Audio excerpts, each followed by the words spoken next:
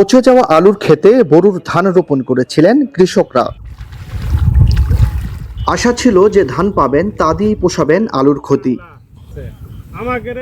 কিন্তু কে জানতো এ পচা আলুর বিষেই আবারও হবে সর্বনাশ। একবার ধান লাগানোর পরে ওই ধানটা মরে যাওয়ার পর আবার আমরা গাড়িছি, গাড়ার পর আবার মরে গেছে। এক চাষ করে রাখছি ঈদের আগে, রাখার পর 15 দিন মতো এরকম পর আবার চাষ করে জমি গাড়ার পর জমি মার গেছে, আবার গেলাম আবার মারা যাচ্ছে। বিশেষজ্ঞরা বলছেন আলু পচনে তৈরি হয় মিথেন, আর সেই মিথেনেই পুড়ে গেছে বোরোর ক্ষেত। এই আলুটা পচে যাওয়ার পর এখানে কিছু অ্যানারোবিক কন্ডিশন তৈরি হওয়ার কারণে কিছু গ্যাস তৈরি হয়, যেমন মিথেন, হাইড্রোজেন সালফাইড। এই গ্যাসগুলা তৈরি হওয়ার কারণে এই গ্যাসগুলো আবার হচ্ছে আপনার এমন একটা কন্ডিশন মাটিতে তৈরি করে যেটা ধানের শিকড়গুলোকে নষ্ট করে দেয়, পচে ফেলে। এই কারণেও এই ধানের সমস্যা হতে পারে।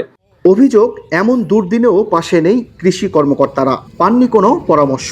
তারা বলছেন লোকসান পোষাতে গিয়ে পড়েছেন দ্বিগুণ ক্ষতির মুখে।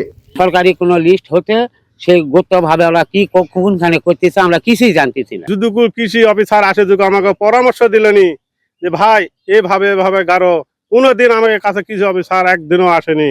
প্রতিকারের চেয়ে প্রতিরোধ শ্রেয় হলেও এ জেলার কৃষি কর্মকর্তারা ক্ষতির প্রতিকার হিসেবে খুঁজছেন প্রণোদনা।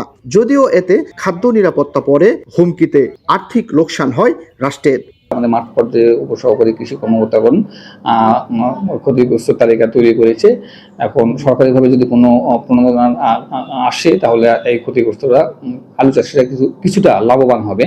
মিথেনের বিষক্রিয়ায় শুধু কালাই উপজেলাতেই নষ্ট হয়েছে প্রায় 300 বিঘা ধানক্ষেত, আর পুরো জেলায় ক্ষতির মুখে পড়েছেন কয়েক হাজার কৃষক। প্রাকৃতিক দুর্যোগ আর ভুলের খেসারত দিচ্ছে কৃষক। আগামী মৌসুমেও চাষে না ফেরার আশঙ্কায় আছেন তারা। তাই দ্রুত প্রণোদনা আর কার্যকর সহায়তার দাবি সংশ্লিষ্টদের। Abdullah Al Mamun, star news, Joypurhat.